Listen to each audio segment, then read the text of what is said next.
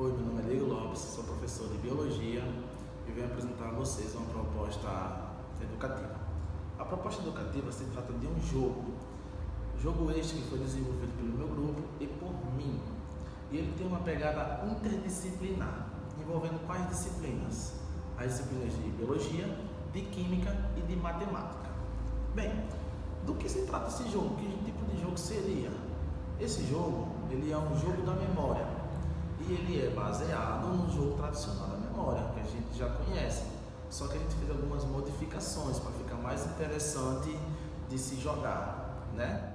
Como é um jogo da memória, a gente pensou num nome bem fácil e bem atrativo, como pensando genética. E esse jogo, como o nome já vem dizendo, vem falando sobre os assuntos de genética e tudo relacionado a este conteúdo, certo? E esse jogo, como qualquer outro, tem um objetivo e tem uma finalidade. O objetivo desse jogo é que nossos alunos, ao jogá-lo, eles consigam aprender de uma maneira mais lúdica e divertida os conteúdos relacionados à genética. E a nossa finalidade como professor é tentar ensinar de uma maneira mais atrativa um conteúdo tão complexo como a genética, que para muitos alunos se torna um conteúdo extremamente complicado de se aprender. O público-alvo do nosso jogo, eles seriam relacionados com os alunos do terceiro ano do ensino médio, porque eles têm uma pegada um pouco mais elevada, envolve um pouco mais de raciocínio e não envolve apenas uma disciplina, sim três, por isso que esse nível ele é um pouco maior, certo? Bem, e é um jogo bem simples. Ele pode ser jogado tanto em sala de aula, ele pode ser jogado no ambiente familiar, dentro de casa, em praças, enfim. Ele pode ser um jogo bem simples de ser levado, até no próprio bolso, ele pode ser levado para qualquer lugar. Vamos falar um pouco agora das regras do jogo. Esse jogo da memória, pensando em genética, ele tem em torno de 36 cartas. E essas cartas vão ser divididas em dois montantes, certo? Em um lado vão ficar as perguntas e do outro vão ficar as cartas respostas. Não é tão convencional, você retira uma pergunta, analisa e depois vem para o montante tentar encontrar uma resposta que se encaixa na sua pergunta. Só que se vocês observarem bem, o nosso jogo tem uma surpresinha que eu vou contar já já. Vamos só dar um exemplo de como seriam as perguntas e como seriam as respostas. Bem, aqui é um montante das perguntas. Eu vou tirar uma pergunta, está aqui ela, irei fazer a leitura para vocês terem uma noção de como se trata. Probabilidade. O albinismo é condicionado por um gene autossômico recessivo, o azinho. Qual a probabilidade de pais normais que tenham um filho albino terem outro filho, mas com pigmentação normal de pele? Bem, esse assunto aqui é um assunto de biologia, fala de probabilidade e entra aqui a parte da matemática, ou seja, envolvendo biologia e matemática. Para responder essa questão, você tem que ter a noção dos dois, tanto de matemática quanto de biologia. A resposta você teria que procurar aqui, no montante das respostas, que seria essa daqui, ó.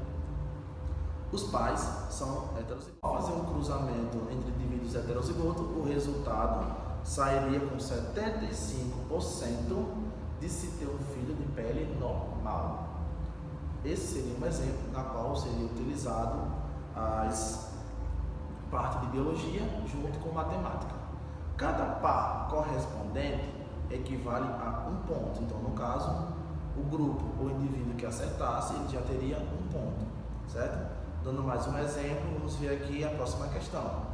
Seria a síndrome de Down ou trissonomia do 21, causada pela não disjunção do cromossomo 21 durante a formação do gameta.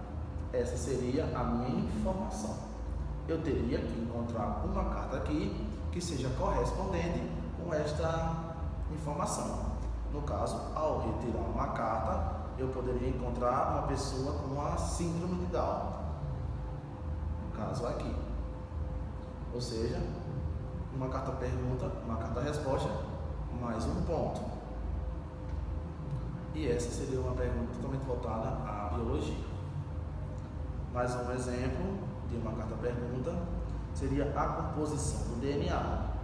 A molécula de DNA é constituída por 3 substâncias químicas, uma base nitrogenada, uma pentose e um fosfato. Ao retirar a carta, eu iria encontrar essa correspondente aqui, na qual eu estaria mostrando o quê? Uma pentose, um açúcar também pode ser chamado, né? Ligado a uma base nitrogenada, que pode ser adenina, guanina, citosina, uracila só encontrada em RNA, e poderíamos também encontrar um fosfato. Essa seria o nucleotídeo que compõe a estrutura do DNA. E eu falei para vocês que teria uma surpresa. Não sei se vocês notaram, mas o montante das perguntas ele é bem maior do que o montante das respostas. É porque no meio dessas perguntas aqui existem questões coringa. As questões coringas, elas servem para quê? Para dar uma pontuação em dobro. Quem tirar a carta coringa vai receber uma pergunta e terá um pouco de tempo a mais para tentar solucioná-la. Caso encontre uma resposta correta, a pessoa ganharia o dobro de pontos. Se o par vale 1 ponto, a questão coringa sozinha ela valeria 2 pontos. Nós tivemos a preocupação de não colocar as perguntas nas questões coringa, porque às vezes o aluno ele fica meio que decorando as respostas se ele já tiver jogado antes. Então o professor ele tem a liberdade de poder criar novas questões caso ele ache necessário para as cartas coringas ou fazer desafios. A gente deixou ela bem à vontade para que o professor possa utilizá-la da maneira que ele quiser, colocando como desafios, questões surpresa, provas e afins. A gente colocou em torno de 4 questões coringa. Essas 4 questões coringas, eles podem ser adicionados ou retirados do jogo, assim como o professor se sentir mais à vontade. A duração do jogo, ele está estimado de acordo com o tempo ou com o nível da turma. O professor deve conhecer a sua turma. Bem, a gente vai dar uma proposta mínima de 2 minutos para cada par normal e 3 minutos para quem conseguir pegar uma questão coringa. Ou seja, vai depender da quantidade de grupos, vai depender da quantidade que o seu aluno consiga desenvolver a atividade. Tem alunos que conseguem responder mais rapidamente, tem grupos que demoram um pouco mais, então o professor ele vai ficar à vontade para escolher o tempo que cada grupo ou aluno vai ter para tentar decifrar o problema e encontrar uma solução. Para a confecção do jogo foram utilizados materiais de baixo custo. Como vocês podem ver, foram utilizados o quê? Papel para impressão. A impressão pode ser feita em gráficas ou até mesmo em impressoras domésticas. Após a impressão, a gente fez o recorte das cartas e emplastificamos. Tem a opção de plastificar também em gráficas ou, no nosso caso, para diminuir ainda mais os custos, a gente fez a plastificação utilizando fita. Então era isso, pessoal, que eu tenho para apresentar para vocês. Espero que tenham gostado da nossa proposta.